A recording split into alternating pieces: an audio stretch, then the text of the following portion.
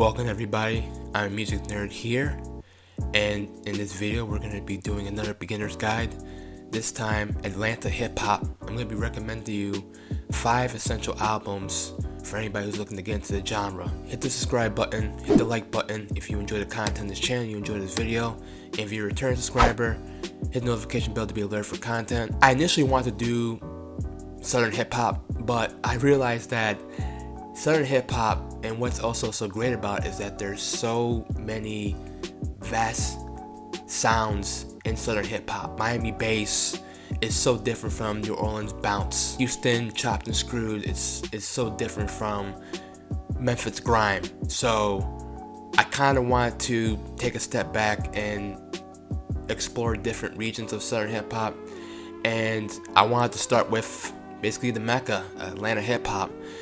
Probably the most popular city in hip-hop for the past 20 years, 25 years. You know, what I like about Atlanta hip-hop is that there are so many different sounds and so many different energies coming from this one city.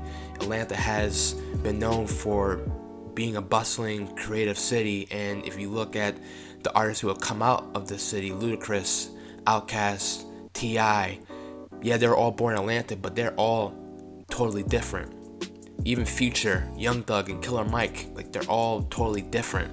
So I think that's what's so great about Atlanta hip hop, is that you can get so much different genres and different themes coming from this one place. So we're gonna start off with the 90s classic Goody Mob, Soul Food. Now, first and foremost, you know, a lot of people talk about Atlanta hip hop and they don't really mention the group Arrested Development. A lot of people forget that Arrested Development was the group that put Atlanta on the map.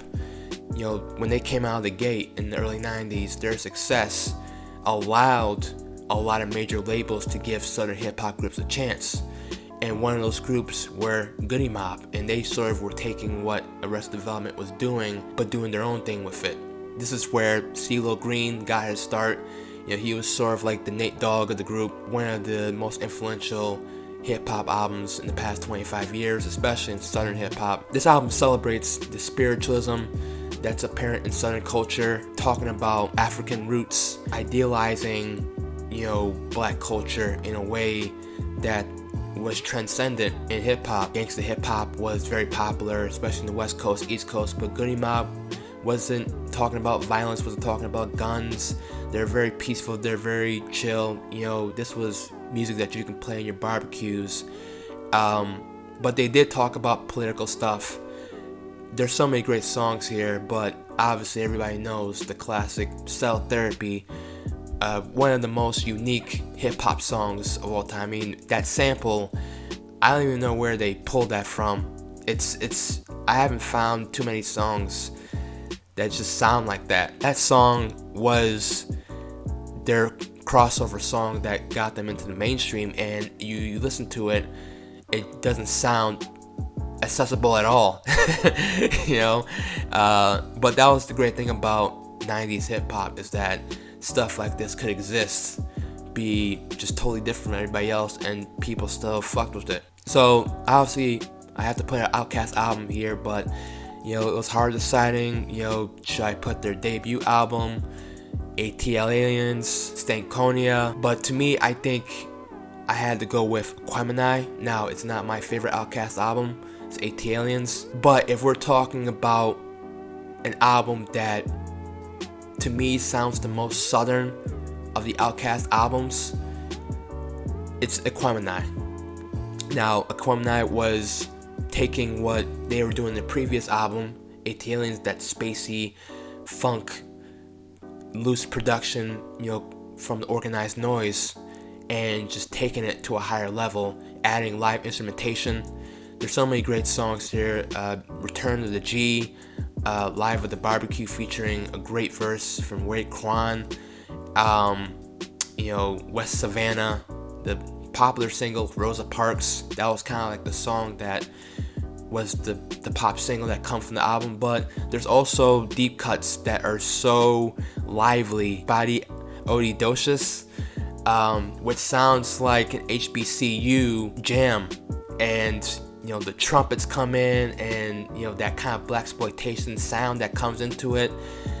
Incredible song, 8 minutes. And this is a album that Outkast had a bigger budget and just the overall and more ambitious sound. So you had songs like Liberation that clocked in for 6 minutes, also featuring CeeLo Green, and Chonky Fire, which features like Jimi Hendrix-esque guitar licks and just a psychedelic sound. Even a feature from George Clinton on the song Synthesizer. The success of this album paved the way for what they would do for Stankonia. Stankonia was more of a accessible sound, more poppier cuts, but Aquamine was them kind of building their playground to say, hey, the South really does have something to say, and we're going to be as weird and funky as possible, and you are going to love us. And they accomplished that in Aquamine. A lot of Outkast fans cite this as their favorite album. I couldn't disagree. Lil Jon and the East Side Boys, Kings of Crunk. Lil Jon, inventing, the crunk genre, and that was the genre that would be popular in Southern hip hop. He had his copycats, the Yin Yang Twins, them Franchise Boys, all those guys, that kind of minimalist sound, that, snapping and trapping and all that stuff. And that was a sound that was very popular in the mid 2000s. I certainly lived through it.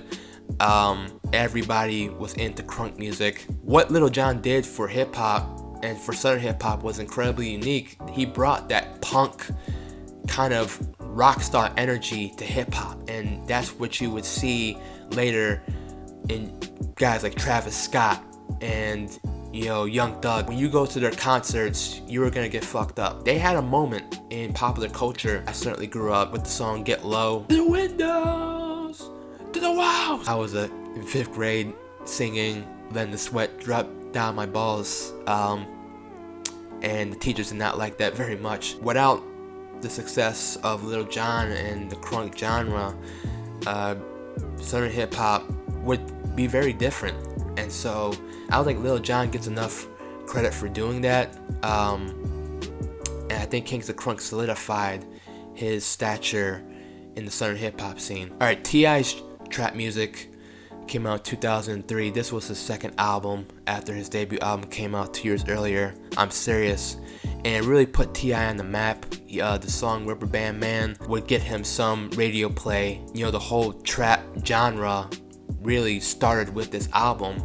And so, like I said, guys like 2 Chainz and that whole trap sound that has dominated radio in the 2010s would not have happened without T.I. and this album. T.I. came from that street, sort of, telling the tales of like living in the trap and explaining being a drug dealer.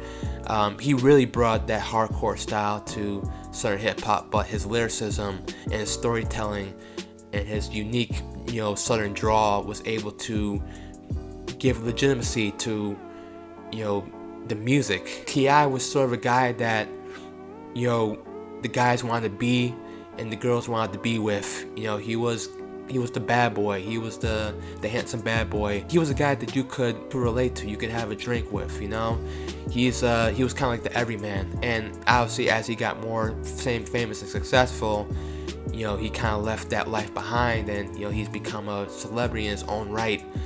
And obviously, has grown more conscious. But like a lot of people, like Jay-Z and Pusha T, when they are starting out, they talk about what they know. And T.I. was able to invite you into this world. He's made more popular music, but in terms of probably the pivotal T.I. album and the album that kind of started a different genre for Atlanta hip-hop trap music was that album. The last album that I'm going to talk about is Killer Mike's rap music. I think it's spelled out as Rebellious African Peoples. Known for his collaborations with Outkast. Obviously, he was featured on the Stankonia album, The Whole World. Definitely have heard of him. He had some albums that came out in the 2000s. But really, rap music was the album that kind of gave him his second career. It was produced by LP. And as we all know, because of this album, it really started Run the Jewels. And Run the Jewels has become one of the most popular hip-hop groups today. So really, this album was the genesis of that whole LP Killer Mike, collaboration. But this album gave Killer Mike that second wind. You know, what he's talking about, the drug wars, you know, the incredible song in this album called Reagan, just criticizing Ronald Reagan's policies about the drug wars and back in the 80s and how it has affected the black community. You know, Killer Mike got better as a rapper, and I think that this album really showcased to a lot of people that, you know, he's always been a dope rapper, but this was a guy that as he was getting older, he took his craft more seriously, and he was a force of nature in hip-hop. His lyricism, his wordplay, the way that he is able to kind of call attention to some of these atrocities that we are still facing to this day, especially in the black community. You know, he has a powerful voice, and, you know, to me, he's kind of like the Chuck D of my generation. And that's going to be Beginner's Guide to Atlanta Hip Hop. 5 albums you need to listen to. Leave in the comments below. Tell me other albums, Atlanta hip hop, that you enjoy. Let me know other genres that you want me to cover a beginner's guide to. YouTube recommends these 2 other videos to check out. Anyways, till next time. Peace.